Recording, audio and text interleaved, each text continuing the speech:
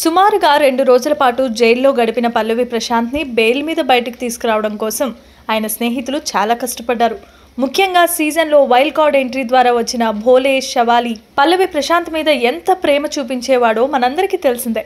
హౌస్లో కొనసాగటానికి spy batch ఓట్ల కోసం భోలే అలా చేశాడేమో అని అందరూ అప్పట్లో అనుకున్నారు. కానీ బయటకు వచ్చిన తర్వాత కూడా ఆయన ప్రశాంత్పై అదే అభిమానాన్ని చూపించాడు. తన పలుకుబడిని ఉపయోగించి తనకు తెలిసిన టాప్ లాయర్స్ అందరినీ పిలిపించాడు. సుమారుగా 50 మంది లాయర్స్ ప్రశాంత్ బెయిల్ కోసం పనిచేయడానికి ముందుకొచ్చినట్లుగా సమాచారం.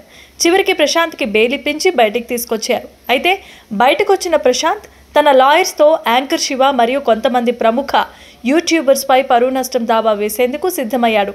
యాంకర్ శివ రీసెంట్గా తనకి ఇంటర్వ్యూ ఇస్తానని చెప్పి ఇంటికి పిలిచి చివరికి ఇంటర్వ్యూ ఇవ్వకపోగా బూతులు తిడుతూ మమ్మల్ని అవమానించాడు అంటూ తన యూట్యూబ్ ఛానల్లో ప్రశాంత్కి నెగిటివ్గా ఒక వీడియో చేసి వదిలేశాడు.